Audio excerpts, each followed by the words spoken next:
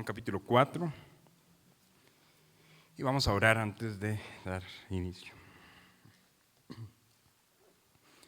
Padre Celestial, de nuevo estamos en tu presencia. En este momento te rogamos que tomes el control de este tiempo de enseñanza, que utilices tu Santo Espíritu para hablar a nuestros corazones y que nos muestres, Padre bueno, si hay algo en lo que hemos sido endurecidos y que tu palabra pueda penetrar como martillo y fuego, según dice tu profeta también. Te rogamos, Señor, que hables, que abras nuestros oídos, nuestros ojos, que nos des entendimiento y que nos ayudes a aplicar también lo que aprendamos a la luz de tu palabra. Oramos y te damos a ti la honra y la gloria, en el nombre de Cristo Jesús. Amén. Juan capítulo 4, hoy iniciamos capítulo nuevo. Nos estamos acercando a un capítulo bastante interesante del Evangelio de Juan.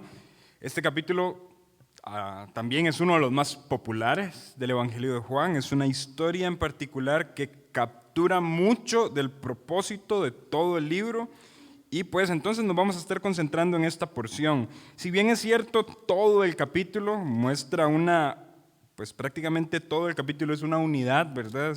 Podríamos extender esta predicación hasta el versículo 42 si así quisiéramos. Sin embargo, para poder concentrarnos más en algunos detalles específicos, el día de hoy vamos a estar predicando hasta el versículo 26 y el próximo miércoles vamos a estar predicando desde el versículo 27 hasta el versículo 42. Esto podría ser una sola línea narrativa, pero al mismo tiempo lo vamos a hacer de esta forma para poder concentrarnos en algunos temas en específico. El título de este sermón es Agua que sacia. Cuando nosotros observamos al Señor Jesucristo y la forma en la que Él se está presentando delante del personaje que aquí va a aparecer, Él se está presentando como alguien que sacia completamente una vida insatisfecha. Y prácticamente esto nos está proponiendo el tema central de esta porción. Y podríamos afirmar que este tema es que solo por medio de Cristo se sacia el corazón insatisfecho y se adora plenamente a Dios. Repito, solo por medio de Cristo se sacia el corazón insatisfecho y se adora plenamente a Dios.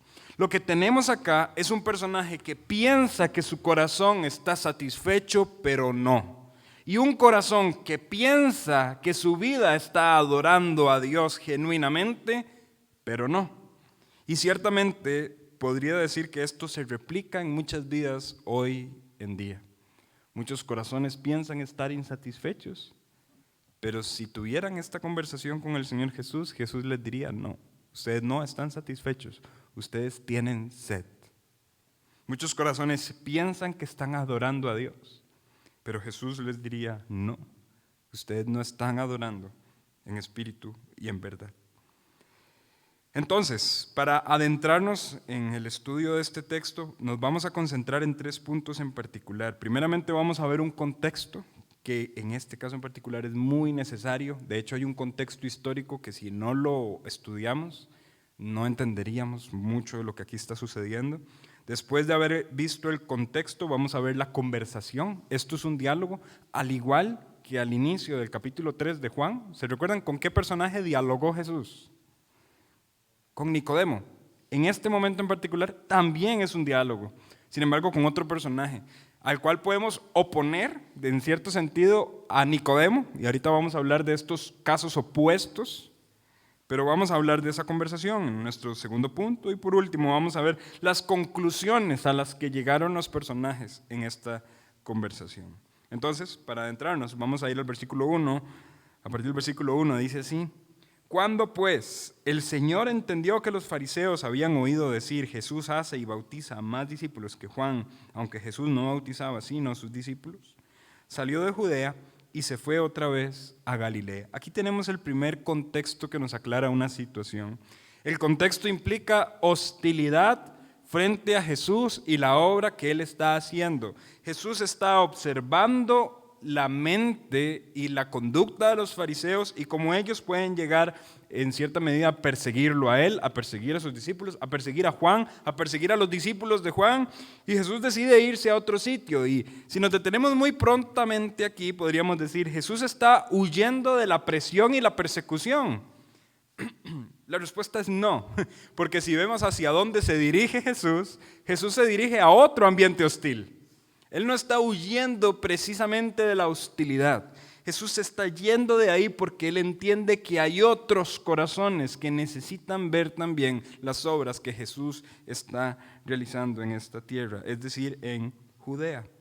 Ahora bien, para ir de Judea a Galilea hay una ruta que los judíos normalmente toman. Y esta ruta básicamente que no contempla la posibilidad en absoluto de pasar por una región en particular. Y esta región es Samaria.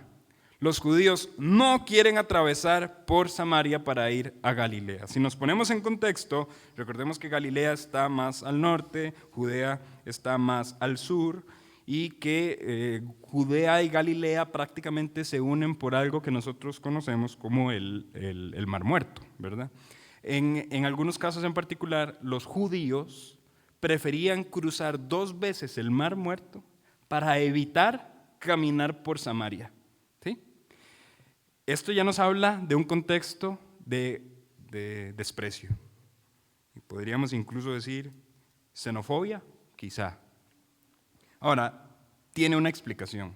¿Por qué los judíos se comportan así como se comportan con respecto a los samaritanos? Digamos, para ilustrarles el punto, a los samaritanos los judíos les decían perros muertos. O sea, imagínense el grado de hostilidad que había entre uno y otro. No eran para nada amigables, era incluso prohibido tener cierta comunión, que hoy vamos a ver en el texto, entre ellos de manera mutua. ¿Por qué se debe esto? ¿A qué se debe esto? No tengo el tiempo para meterme de lleno en esta historia, pero muy posiblemente le recomiendo entonces a usted introducirse en la lectura de Segunda de Reyes, capítulo 17, a partir del versículo 24. Allí explica un poco este contexto en particular. Cuando nos vamos a ese momento en particular, bastante atrás, tenemos que recordar que el imperio, el reino o Israel como nación fue dividido en un momento, ¿verdad? Ya en este momento estamos en el contexto de un reino dividido. El reino del norte y el reino del sur. Al reino del norte nosotros lo conocemos como Israel y al reino del sur nosotros lo conocemos como Judá, ¿verdad? En este caso en particular, el reino del norte es un reino bastante malo delante de los ojos de Dios. De hecho, usted lee la historia de todos los reyes del norte y de todos y cada uno se dice, hizo lo malo delante de los ojos de Dios.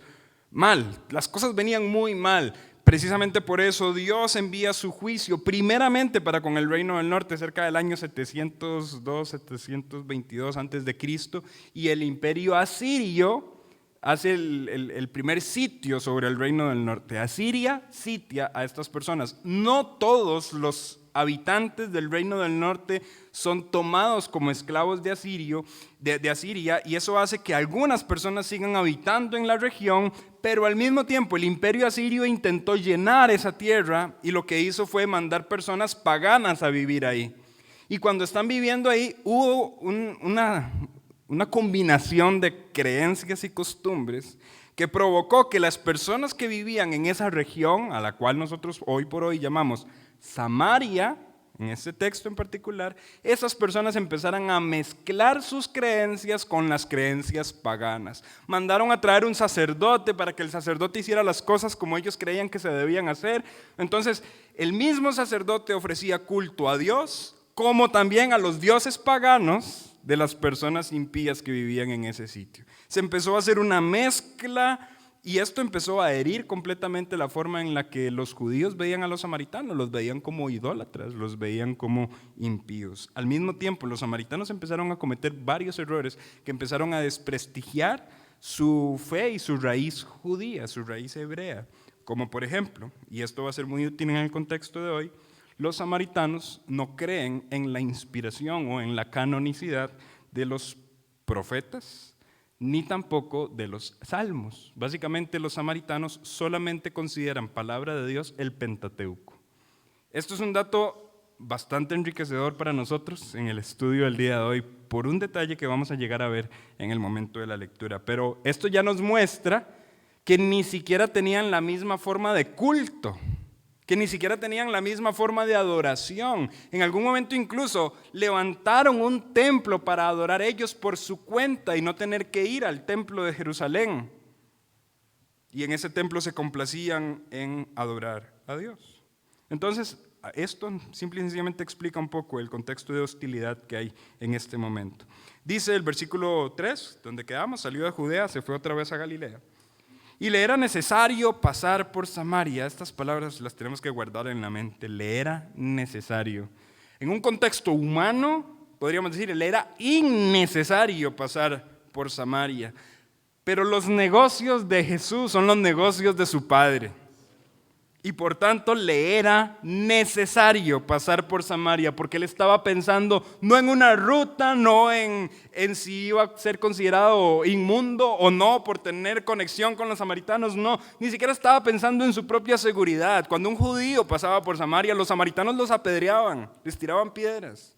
Jesús no estaba pensando en eso, para él le era necesario pasar por Samaria, porque en su mente estaba la voluntad de su Padre.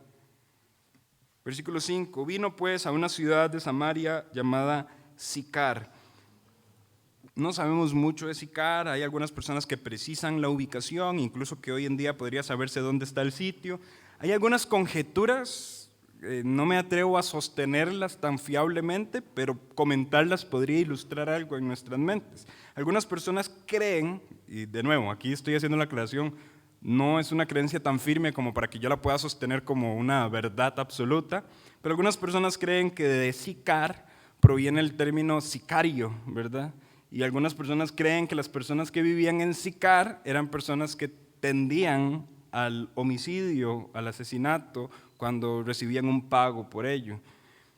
Realmente no lo sabemos, es un poco complejo llegar a esta conclusión. Sin embargo, si eso fuera cierto, nos dejaría ver que no solamente son samaritanos, sino que son samaritanos de desprecio, ¿verdad? Bueno, pasa por Sicar, dice, junto a la heredad que Jacob dio a su hijo José. Y estaba allí el pozo de Jacob. Entonces Jesús, cansado del camino, se sentó así junto al pozo. Era como la hora sexta. Vino una mujer de Samaria a sacar agua y Jesús le dijo, dame de beber, pues sus discípulos habían ido a la ciudad a comprar de comer. Aquí ya tenemos suficiente contexto. Y este es nuestro primer punto. Primero, no es un contexto agradable, es un contexto hostil. Jesús está hablando con alguien con quien culturalmente no debía hablar. No solamente es samaritana, es mujer. Entonces, esto ya genera un conflicto. Por otro lado, hay algunos detalles que nos dejan ver que no era una mujer de renombre en su sociedad. Por ejemplo, se dice que era la hora sexta, era como la hora sexta. En nuestro idioma y en nuestra cultura, si escuchamos la hora sexta, tal vez alguien se imagine, eran las 6, pero no. Recuerde que en una cultura judía, ¿a qué hora iniciaba el día? A las 6 de la mañana, entonces la hora sexta era a las 12 de mediodía. ¿Y el pozo estaba ahí en la sombrita del palo de mango? No, ¿verdad? El pozo estaba en el calor más extenuante del día. Por lo general, esta no era la hora que elegían las mujeres. Las mujeres eran las que acostumbraban a ir a sacar el agua de los pozos. Y las mujeres posiblemente preferían más las horas de la tarde o las horas de muy de la mañana para evitar estar bajo el sol intenso del mediodía, y también era un momento de mucha comunión entre las mujeres, donde tenían tiempos de conversación y cosas por el estilo, ¿verdad? Entonces, no era normal que una mujer fuera a la hora sexta. ¿Por qué una mujer iría a la hora sexta a sacar agua? Porque posiblemente no era bien recibida por las demás, porque posiblemente tenía una muy mala fama y era excluida. Entonces, no solamente era samaritana, y no solamente era mujer, sino que también era una mujer que posiblemente estaba siendo excluida por su conducta y su vida pecaminosa del resto de su sociedad. Una mujer sola, una mujer que era señalada y que ya tenía una etiqueta de pecadora, y que posiblemente así se conocía en el entorno. Esta mujer estaba en el pozo. Y dice el versículo 7, vino una mujer de Samaria a sacar agua y Jesús le dijo, dame de beber. Y el contexto nos ayuda también en el versículo 8 a decir que Jesús estaba solo con ella. No había ninguna otra persona. ¿Por qué? Porque sus discípulos habían ido a otra ciudad a comprar comida. No sabemos cuál era la intención genuina de los discípulos. Algunos sugieren que todavía no se sentían cómodos estando en Samaria y que por eso habían preferido irse de allí, y que Jesús estaba cansado como humano, y esto también nos ayuda a pensar que Jesús es verdaderamente un humano, amén. Nos aleja de cualquier pensamiento griego y cualquier filosofía de que Jesús era una mezcla extraña entre espiritualidad y humanidad, sino que Él es verdaderamente humano y verdaderamente Dios. Pero en este momento, al menos esto ya nos da un contexto. Es una reacción extraña de Jesús, huyendo de una aparente hostilidad en Judea, pero acercándose a una hostilidad quizá mayor en Samaria, pero no le importa porque Él entiende que le es necesario obedecer y hacer la voluntad del Padre. Él va a Samaria, labra con una mujer samaritana, a las 12 mediodía en un pozo donde ninguna otra mujer coge agua, solo ella. Un maestro judío hubiese evitado a toda costa esta situación en particular. Jamás hablar con un samaritano, jamás con una mujer que coge agua a las 12 mediodía, jamás. Un maestro judío hubiese evitado todo esto por guardar su reputación. Pero Jesús estaba pensando en mucho más que su reputación como maestro espiritual. Jesús es el Mesías y vino a saciar corazones que tienen sed. Inicia una conversación. Cuando Jesús le dice, dame de beber, la mujer le responde, versículo 9. La mujer samaritana le dijo, ¿cómo tú, siendo judío, me pides a mí de beber que soy mujer samaritana? Ella sabe completamente cuál es la percepción que tienen de ella. Dice, porque judíos y samaritanos no se tratan entre sí. Aquí hay un asunto también que nos puede ayudar a entender un poco el tema. Cuando leemos esta última frase, judíos y samaritanos no se tratan entre sí, en otras versiones dice, judíos y samaritanos no hacen tratados. Esto proviene del griego, y en el griego específicamente esto significa, si sacamos las palabras y las traducimos literalmente, significaría, judíos y samaritanos no se prestan utensilios, ¿verdad? Porque decir que no hacen tratados sería incorrecto. Hay algunos tratos formales y políticos que se podían hacer aunque fuera samaritano y judío, pero la intención de lo que se está diciendo aquí es no se prestan utensilios. O sea, la mujer está en un pozo y trae sus utensilios para sacar agua del pozo, y Jesús, un judío, le está diciendo a esta mujer, dame de beber. Ella le dice, judíos y samaritanos no nos prestamos utensilios. Los fariseos y los rabinos de este momento en particular creían que si una persona tocaba un utensilio de un samaritano ya era considerado inmundo. Entonces, claramente la mujer samaritana dice, usted lo que está haciendo es una locura. Espiritualmente hablando, usted sería inmundo religiosamente en su entorno. Y usted me está pidiendo a mí que yo le dé de beber. Esto no debería ocurrir. Esa es la primera reacción de la mujer. Inmediatamente Jesús dice en el versículo 10, respondió Jesús y le dijo, si conocieras el don de Dios y quién es el que te dice, dame de beber, tú le pedirías y él te daría agua viva. La conversación aquí ya toma un tinte espiritual, ¿sí? Pero la mujer no lo capta. ¿Se le parece alguna conversación antes, previa a esta?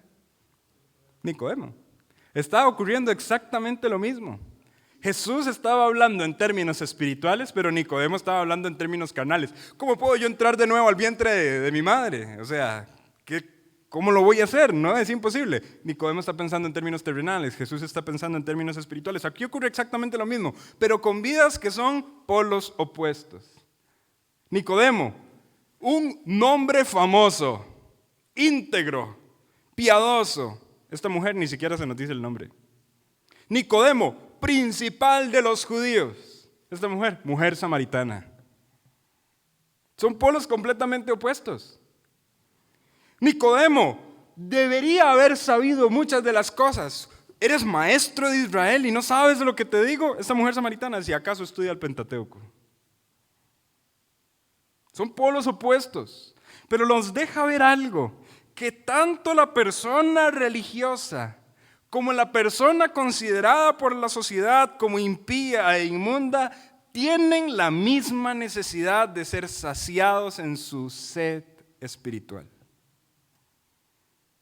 La religión no soluciona esa sed, y la vida inmunda tampoco. Pero ¿cuántas personas andan tratando de saciar su sed, ya sea con los extremos legalistas de la religión o con la inmundicia del pecado? Si conocieras el don de Dios y quién es el que te dice dame de beber, tú le pedirías y Él te daría agua viva. Primeramente Jesús se muestra a sí mismo como un regalo. Dice, si conocieras el don de Dios. Yo soy un regalo. Yo soy un regalo al mundo. Esto tiene un especial vínculo con el capítulo 3 también. La forma en la que Juan concluyó la conversación de Jesús con Nicodemo con un discurso que Pastor Mike estuvo predicando, y el versículo quizá más famoso del Evangelio dice, de tal manera amó Dios al mundo que dio, que ha dado a su Hijo unigénito. Ese es el don de Dios al mundo. A los religiosos, sí, a los pecadores también. Mujer samaritana, si tú conocieras que yo he sido dado al mundo para que todo aquel que crea en mí no se pierda, mas tenga vida eterna, tú me pedirías de beber. Si conocieras el don de Dios. ¿Y quién es el que te dice? O sea, Jesús gira alrededor de su persona. Si me conocieras a mí, yo siendo el Mesías te estoy diciendo, dame de beber, tú me pedirías a mí, yo te daría agua viva. Y aquí viene un vínculo importante con algunas porciones de la Escritura. Le voy a pedir que me acompañe a Jeremías capítulo 2. Jeremías capítulo 2.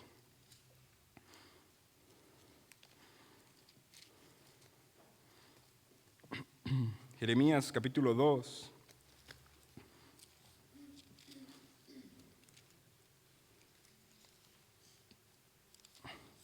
Versículo 13.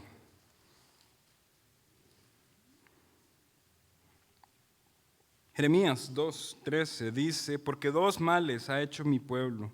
Me dejaron a mí, Dios, fuente de agua viva, y cavaron para sí cisternas rotas que no retienen agua.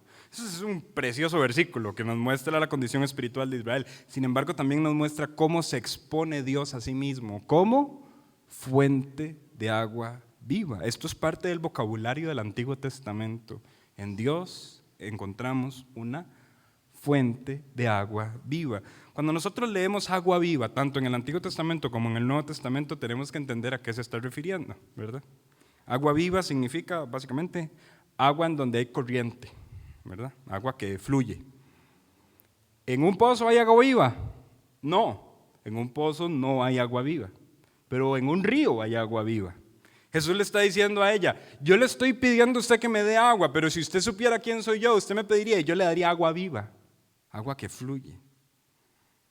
Acompáñeme también a Zacarías capítulo 14. Zacarías capítulo 14.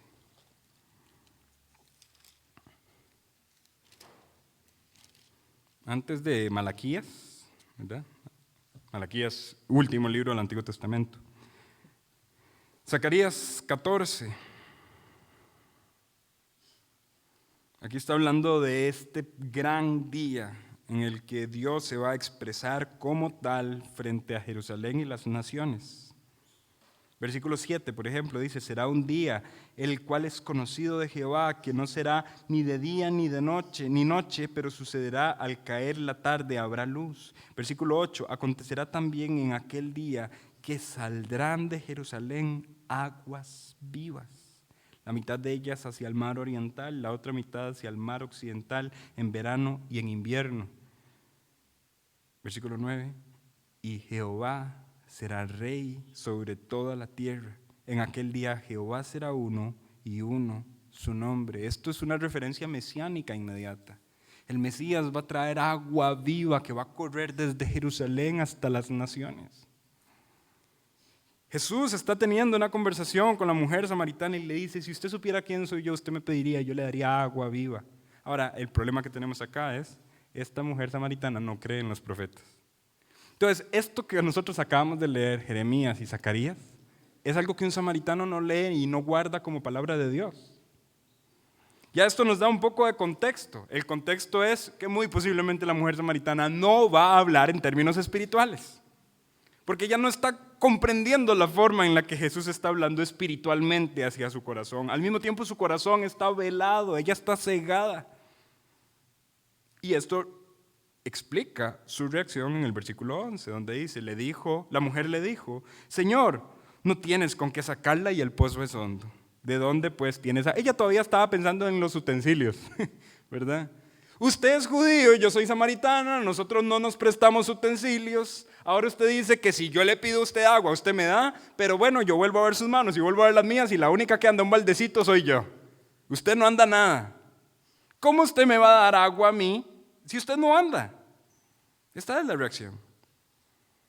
Ahora bien, versículo 12. ¿Acaso eres tú mayor que nuestro padre Jacob, que nos dio este pozo, del cual bebieron él, sus hijos y sus ganados? Por lo que yo escucho de usted, usted habla de una manera completamente diferente y parece que usted se está creyendo ser alguien mayor incluso que Jacob.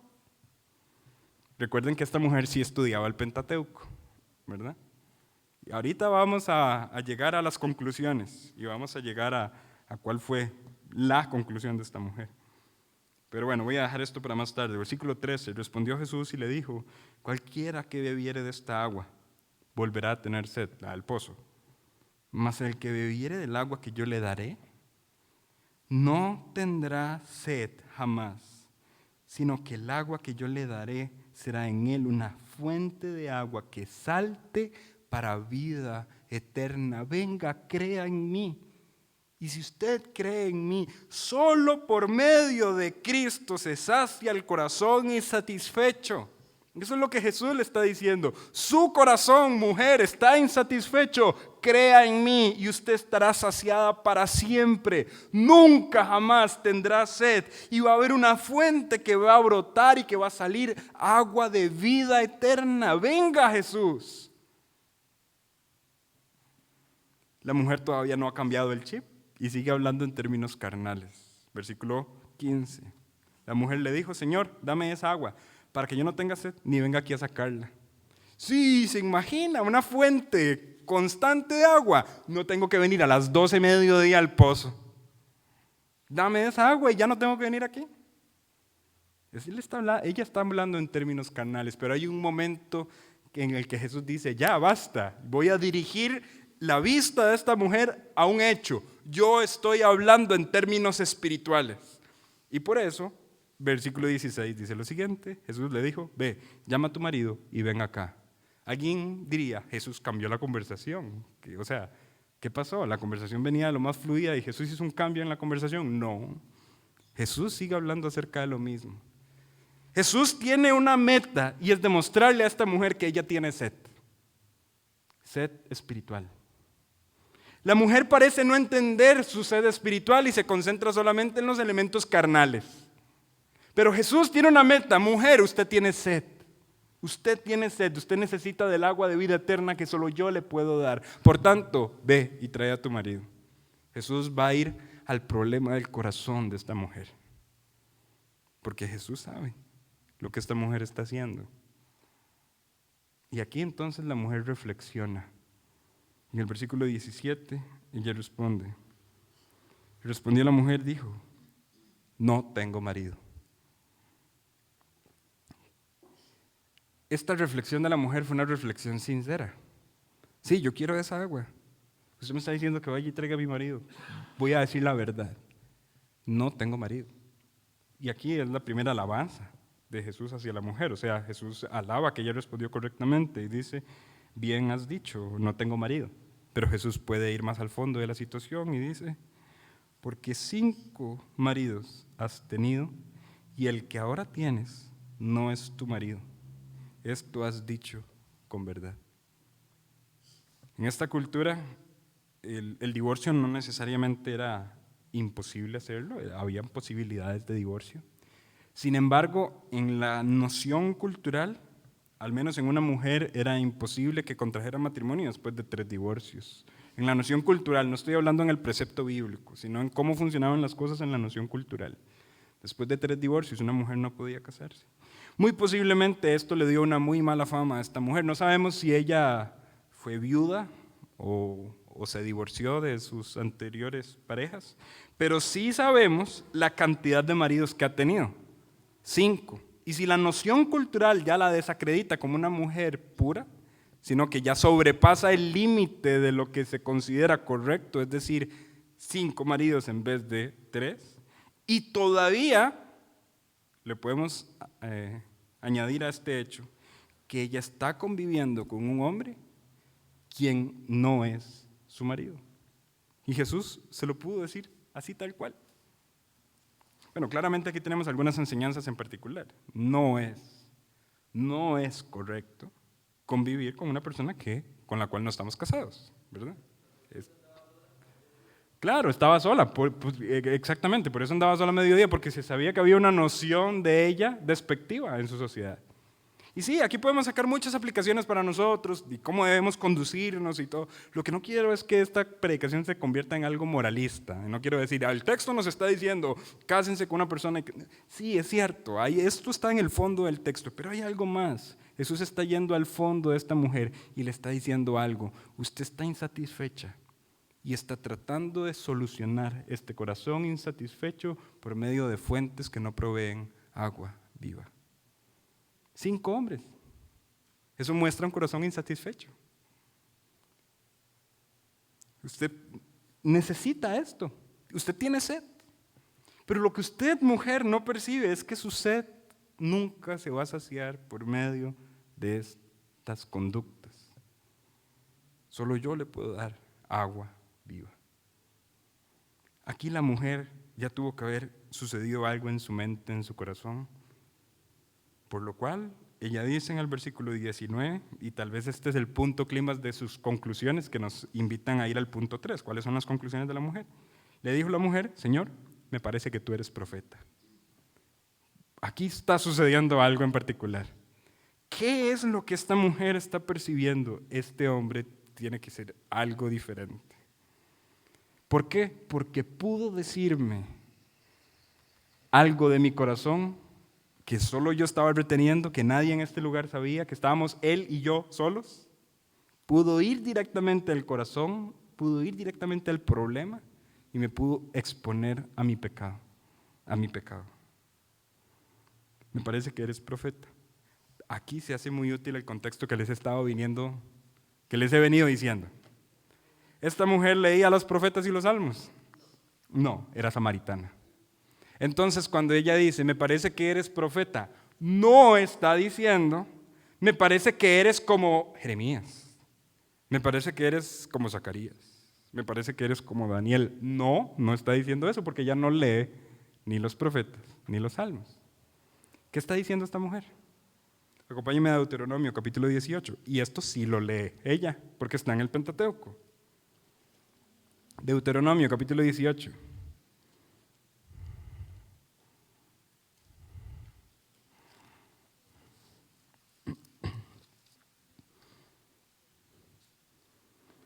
A partir del versículo 15. Deuteronomio 18, 15. Profeta de en medio de ti, de tus hermanos como yo, te levantará Jehová tu Dios. A él oiréis.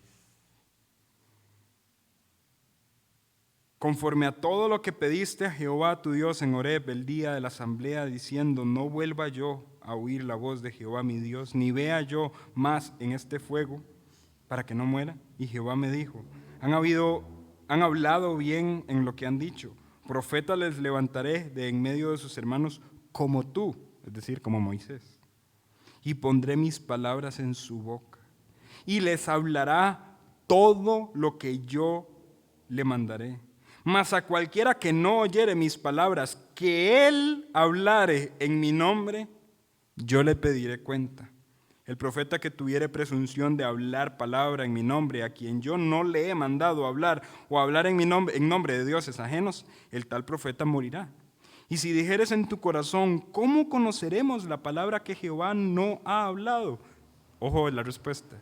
Si el profeta hablar en el nombre de Jehová y no se cumpliere lo que dijo, ni aconteciere, es palabra que Jehová no ha hablado. Con presunción le habló el tal profeta, no tengas temor de él. Aquí hay algo en el Pentateuco. Primeramente que se está considerando a Moisés como profeta, pero luego que se está considerando que vendrá alguien mayor que Moisés que hablará las palabras de Jehová a su pueblo. Y eventualmente la pregunta es, ¿cómo sabremos si el profeta viene y está hablando las palabras de Dios? Y la respuesta es, si lo que él dice se cumple, es profeta de Dios.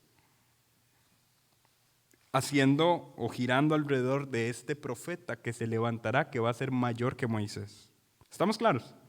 Entonces, cuando esta mujer está diciendo, me parece que eres profeta, básicamente está diciendo, me parece, tengo la sospecha de que eres el Mesías, porque eres el profeta que habla, que va a ser de los hermanos, pero mayor que Moisés. ¿Me voy a entender, hermanos?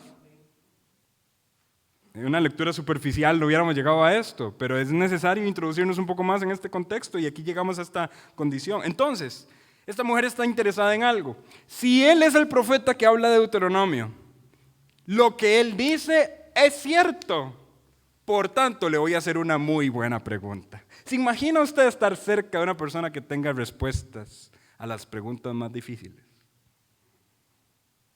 Ella dijo, yo tengo que aprovechar este momento. Él va a venir y va a hablar la palabra de Dios y por tanto tengo que hacerle una muy buena pregunta. Todavía tenía un chip carnal en su mente. Y esta pregunta todavía tenía un tinte carnal. Yo soy samaritana, aquellos son los judíos, estamos en un pleito. Ahora sí, de una vez por todas vamos a saber quién tiene la razón. Si usted es el profeta y usted viene a hablar la palabra de Jehová, vamos a ver su respuesta. Entonces, note la pregunta, versículo 20. Nuestros padres adoraron en este monte y vosotros decís que en Jerusalén es el lugar donde se debe adorar. ¿Dónde adoramos? Ay, tantas buenas preguntas que esta mujer pudo haberle hecho a Jesús.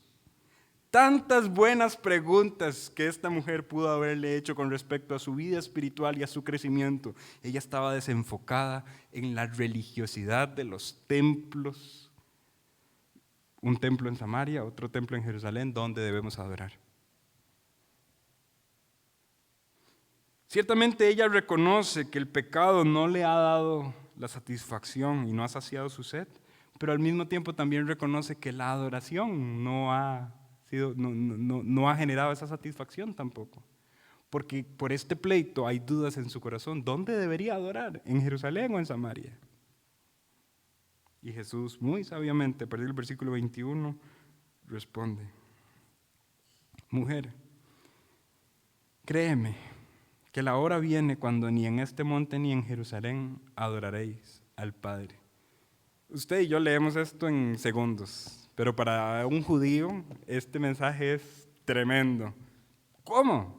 Si el templo es el lugar, es el sitio designado para la adoración a Dios, ¿cómo usted está diciendo que va a venir el momento en que no se ocupa ningún templo en ningún monte para adorar a Dios?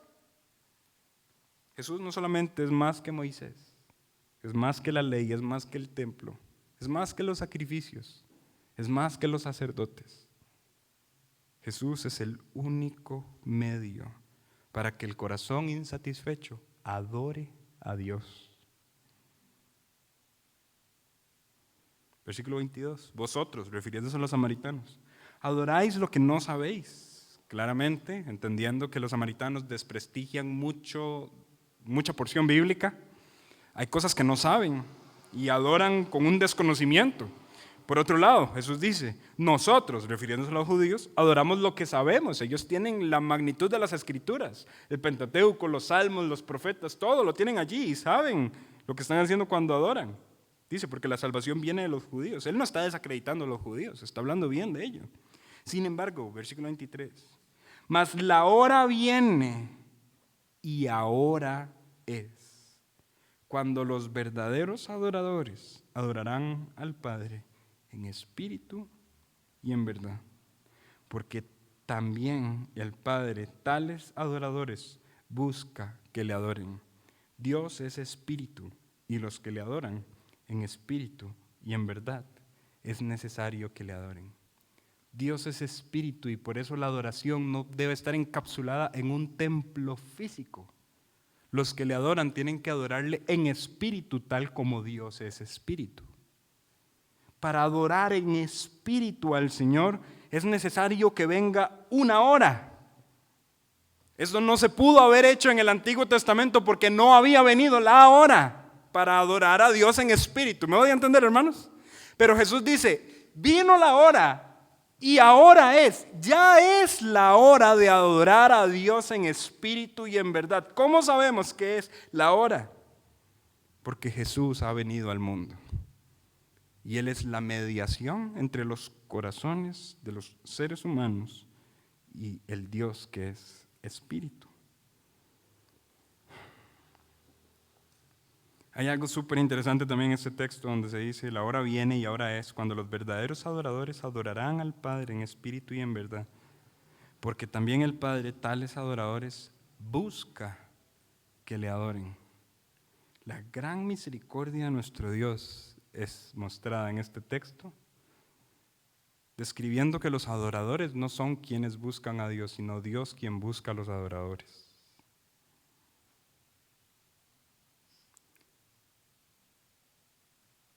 Dios está hablando en términos positivos hacia una mujer samaritana, pero habló en términos de reprensión hacia un Nicodemo, experto en adoración judía. ¿Me voy a entender, hermanos?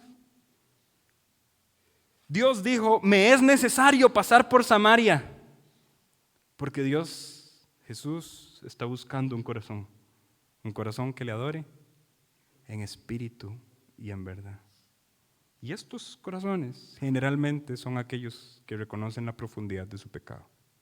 Y por tanto, como Pablo en algún momento dijo, a lo necio y a lo vil del mundo escogió Dios para avergonzar a los sabios. Le era necesario pasar por Samaria porque había un corazón lleno de sed espiritual que solamente podía ser saciado a través de Jesucristo. Un corazón que a través de ser saciado se va a convertir en un adorador. No vamos a tener el tiempo de verlo hoy, pero esta mujer adoró a Dios al instante. ¿Cómo? Se fue a contarle a todos quién es Jesús. Nicodemo no fue tan instantáneamente que adoró al Señor. Vamos a terminar de estudiar Juan. Hablaba ahora con Ian, no sé si en 2 años o en año y medio, no sabemos todavía. Pero vamos a terminar de estudiar el Evangelio de Juan y vamos a ver cómo Nicodemo eventualmente se convirtió en un adorador. Pero hasta el momento, lo único que tenemos es esa tensión de que Nicodemo, el gran hombre espiritual, fracasó en su conversación con Jesús. Pero una mujer humillada en la sociedad, como una mujer pecadora, sedienta, insatisfecha, está a punto de convertirse en una adoradora de Dios, sin necesidad de un templo ni en Samaria ni en Judea, porque su corazón puede ser saciado con el agua viva que ofrece Jesucristo.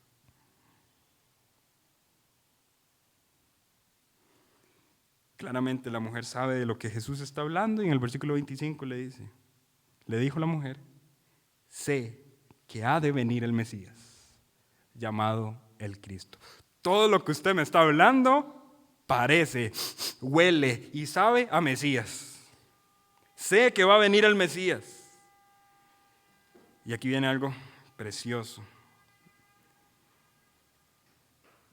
Cuando Él venga, nos declarará todas las cosas. Jesús le dijo, yo soy el que habla contigo.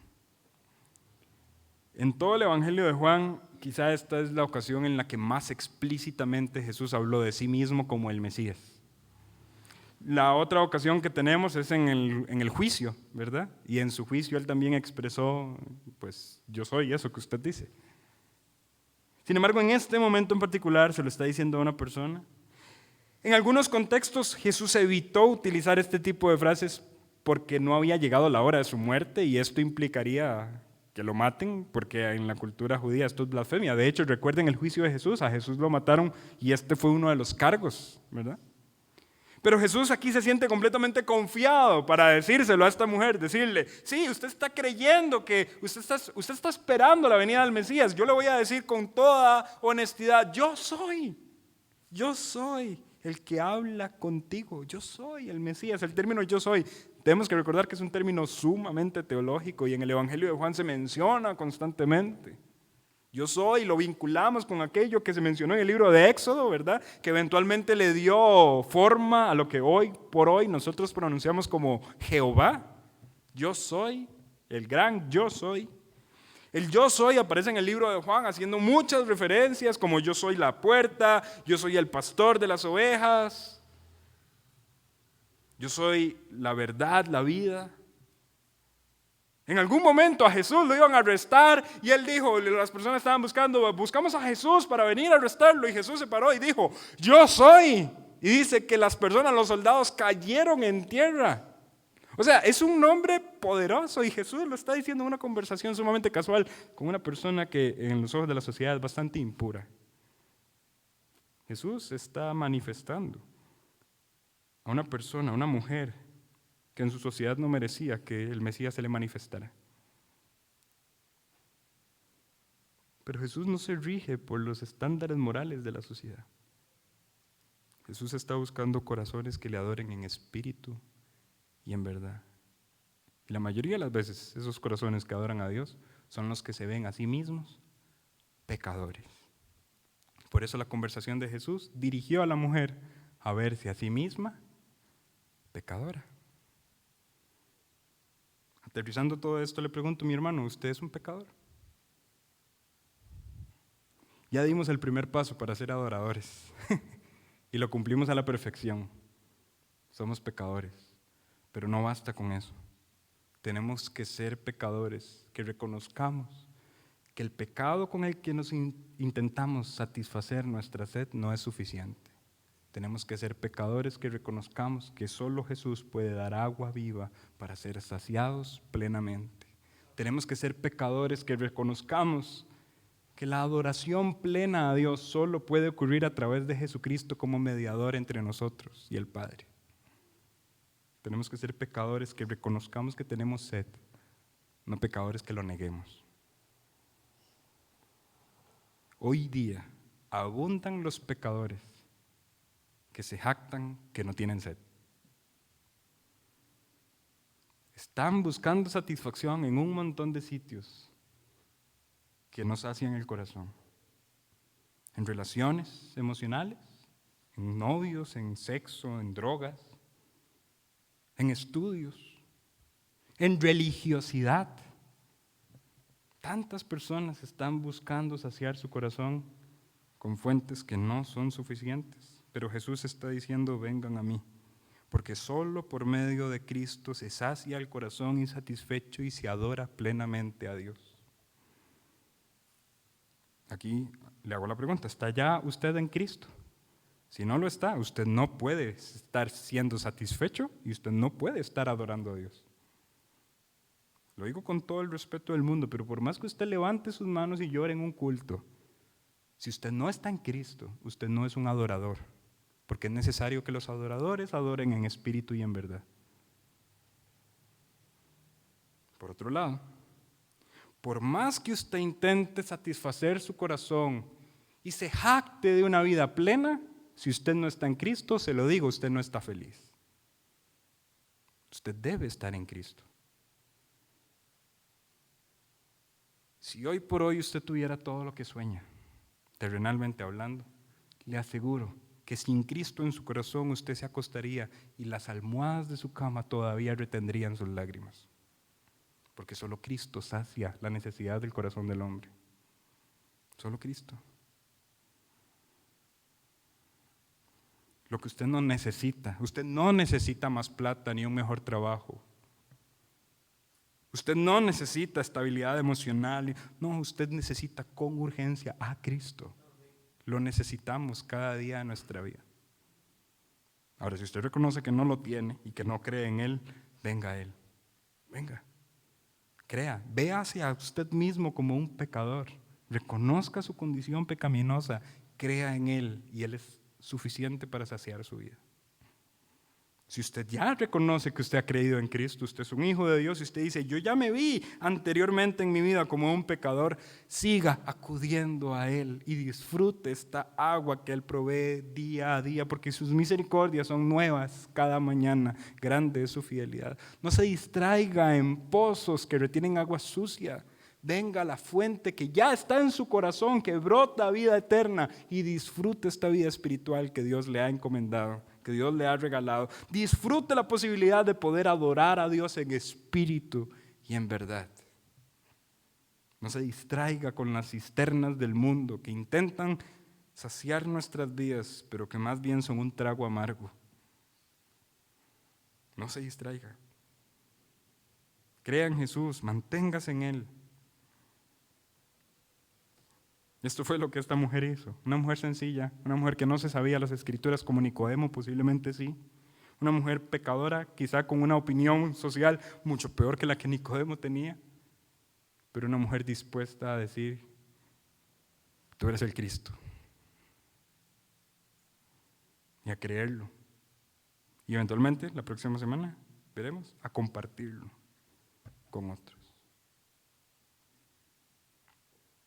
Solo por medio de Cristo se sacia el corazón insatisfecho y se adora plenamente a Dios. Venga a Cristo, disfrute a Cristo. Él sacia su corazón insatisfecho y por medio de Él adoramos plenamente a nuestro Dios, que es el propósito por el cual fuimos creados. Todos los llamados de mi nombre para gloria mía los creé, los formé y los hice. Todos los llamados de Dios, toda la creación de Dios tiene el propósito de adorar a Dios. Si usted no está en Cristo, usted no está cumpliendo el propósito de su vida.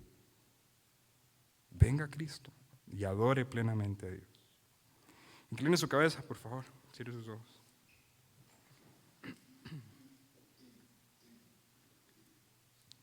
Si se ve a usted mismo como un pecador, crea en Él. Si se ve a usted mismo como un cristiano, permanezca en Él y disfrute de las aguas de vida que Él ofrece constantemente. Oramos. Padre Celestial, estamos en tu presencia agradecidos por tu palabra. Padre bueno, que esta palabra penetre en nuestros corazones. Que tú nos ayudes a formar los cambios que debemos formar en nuestra vida. Que tú nos hagas adoradores en espíritu y en verdad. Que tú generes en nosotros una convicción de pecado, que nos veamos tal y como somos. Que abramos nuestros ojos al gran don que fue dado a nosotros.